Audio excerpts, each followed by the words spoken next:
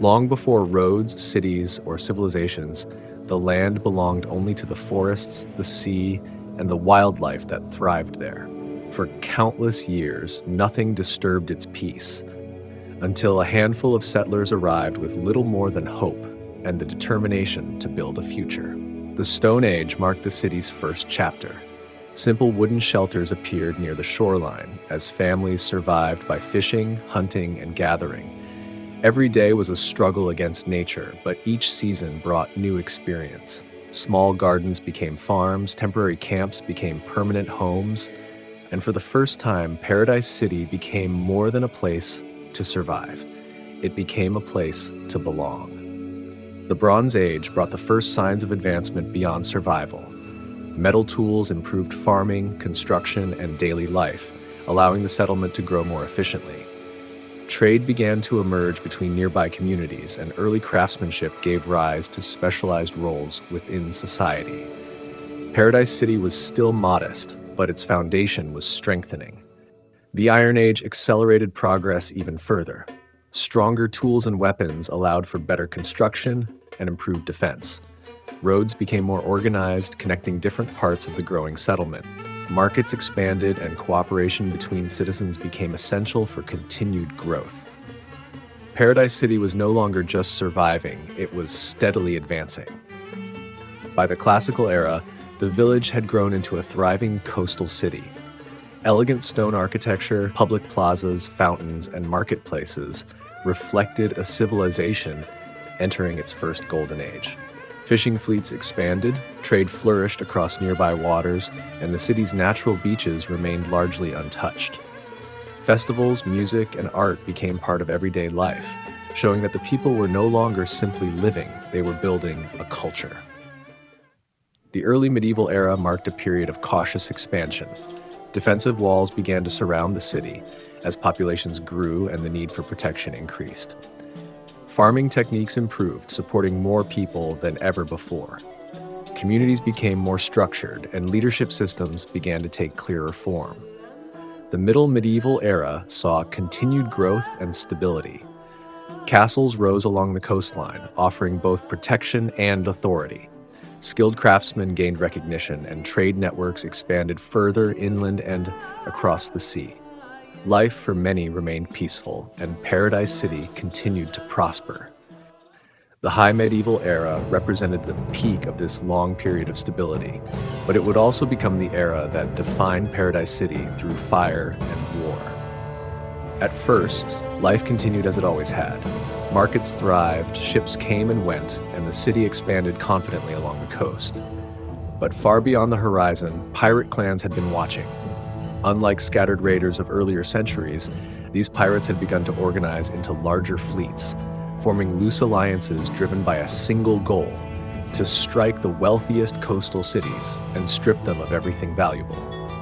Paradise City, prosperous and largely untested in war, became their greatest target. The first warning came from distant traders, who arrived with damaged ships and stories of entire ports burned to the ground. Soon after, fishing vessels began disappearing. Then, one morning, watchtowers spotted dozens of sails rising from the southern horizon, far more than any single fleet had ever seen. This was not a raid, it was an invasion. The pirate war began with a coordinated assault unlike anything Paradise City had faced. Multiple fleets surrounded the coastline, cutting off escape and trade routes. Smaller ships moved quickly to land forces across several beaches at once, while larger warships bombarded the harbor with flaming projectiles. Within hours, the outer defenses were overwhelmed. The first days were chaos. Docks burned uncontrollably.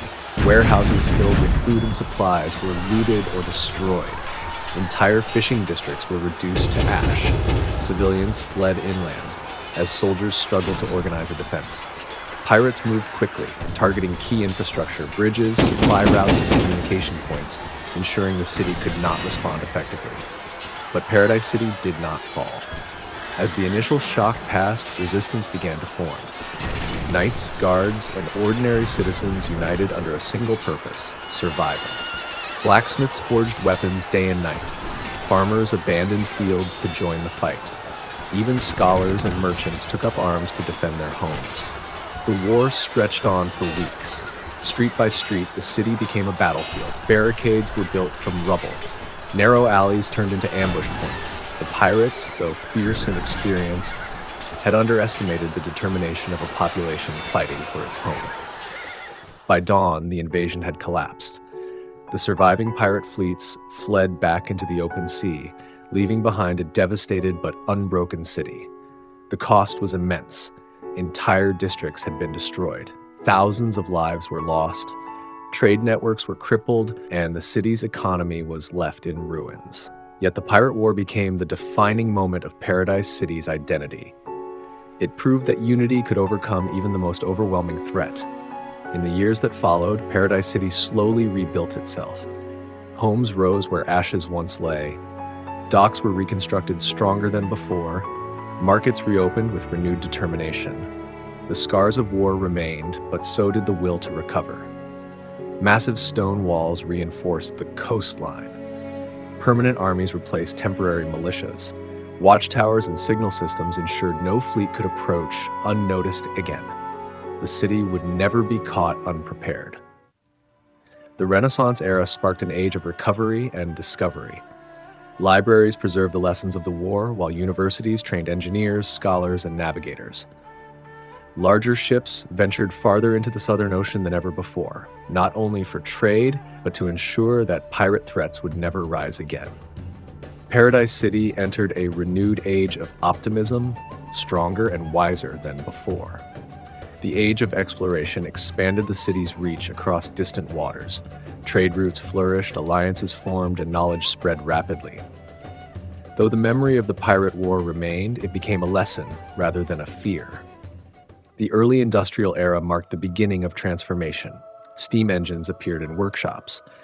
Small factories began to rise. Early rail lines connected nearby districts. The city cautiously stepped into mechanization. The mid-industrial era accelerated growth. Expanding railroads, larger factories, and improved machinery reshaped the economy. Production increased rapidly, and Paradise City became a regional center of industry. The late industrial era completed the transformation. Electricity illuminated streets. Large-scale infrastructure projects reshaped the skyline. Modern industry fully integrated into daily life. The city emerged stronger, more connected, and more advanced than ever before. The modern era introduced rapid technological growth. Infrastructure improved, communication expanded, daily life became more efficient. Skyscrapers began to rise, and the city's influence grew beyond its borders. Paradise City entered a new age of global recognition. The metropolitan era saw the city expand into a vast urban center. Transportation systems became more advanced, and districts specialized in commerce, culture, and industry. The waterfront became a global landmark, blending natural beauty with urban development. Life became faster, more connected, and more complex. The digital era pushed technology even further. Advanced communication networks, renewable energy, and intelligent systems transformed everyday life. Minor coastal storms occasionally disrupted the city, but they were seen as manageable inconveniences. Many believed Paradise City had overcome its greatest challenges. They were wrong. The neon era began as a time of breathtaking advancement, but it would become one of the darkest chapters in the city's history. During this era, Paradise City reached a level of technological brilliance unlike anything seen before. Towering skyscrapers glowed with neon lights that illuminated the skyline day and night. Autonomous transportation and artificial intelligence streamlined daily life, managing traffic, utilities, and public services with remarkable efficiency. Entertainment districts flourished, and the city appeared cleaner, faster, and more advanced than ever before. Yet beneath this dazzling surface, subtle changes were taking place. Surveillance systems expanded quietly, integrated into everyday infrastructure under the promise of safety and efficiency. Data collection became constant, tracking movement and behavior. Government oversight increased, though few questioned it. Life had never seemed more convenient or secure. Paradise City appeared unstoppable. Then came the first great storm. Dark clouds swallowed the horizon. Winds howled across the coastline, tearing through outer districts and battering the city's defenses. Rain fell in relentless sheets, flooding streets and overwhelming drainage systems. The ocean surged violently, crashing against the harbor with unprecedented force. For hours, the storm raged. Power flickered across multiple districts. Transportation slowed. Emergency services struggled to respond as conditions worsened.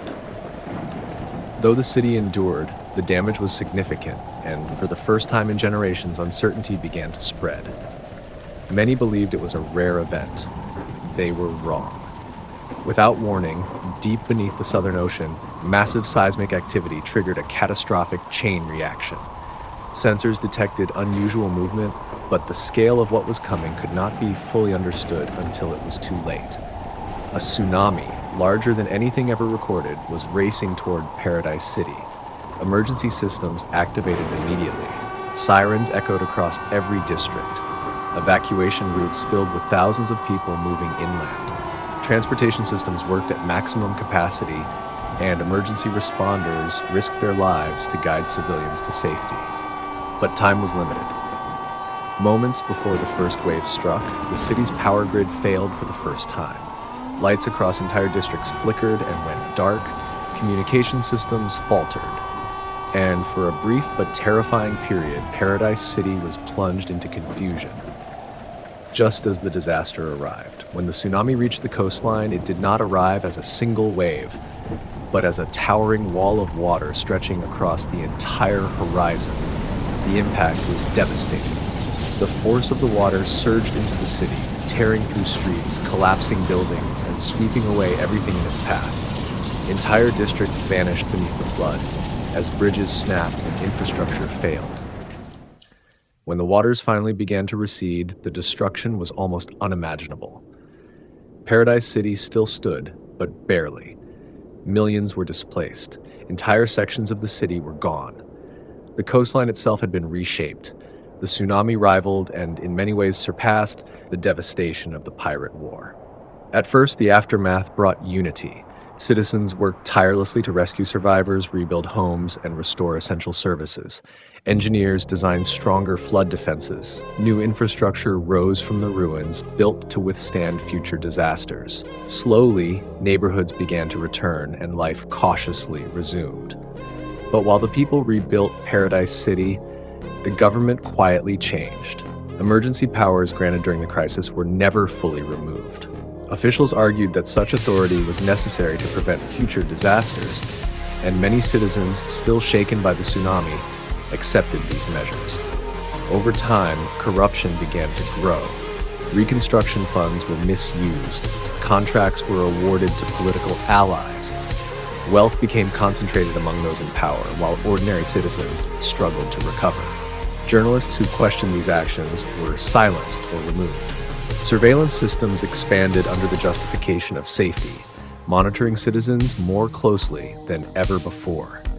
Paradise City looked stronger than ever, but beneath its glowing skyline, trust was fading. The cybernetic era pushed technology to extraordinary levels. Robotics and AI managed much of daily life, making the city incredibly efficient. However, decision-making became centralized, distancing leadership from the people. Efficiency became the justification for control. The Skyline Megacity era represented the peak of Paradise City's physical achievement.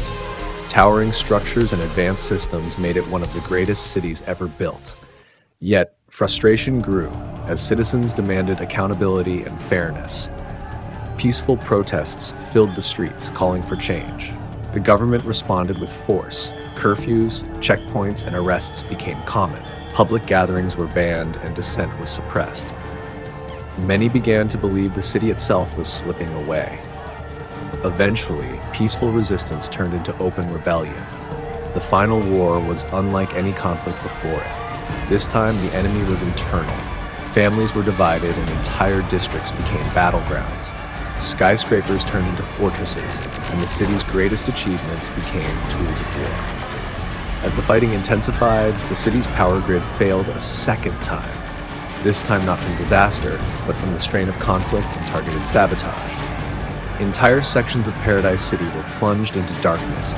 leaving both civilians and combatants disoriented as communication systems collapsed and automated defenses shut down.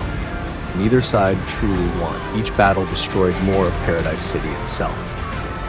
As the conflict raged, nature intervened once again. Massive storms battered the weakened city.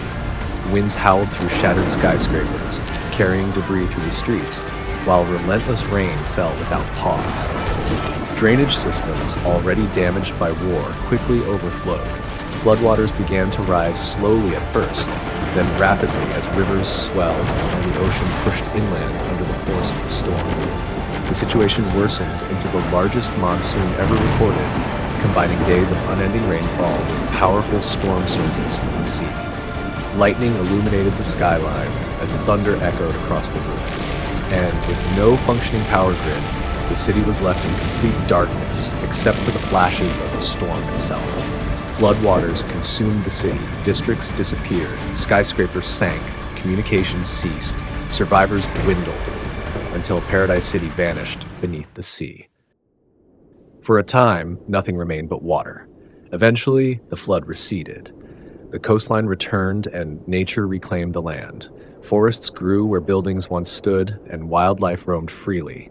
No trace of the city remained. Paradise City was gone. Yet its greatest legacy was never its skyline or technology. It was the resilience of its people, who rebuilt time and time again, stood together in the face of disaster, and proved that while cities may fall, the spirit of those who built them can endure far beyond time itself.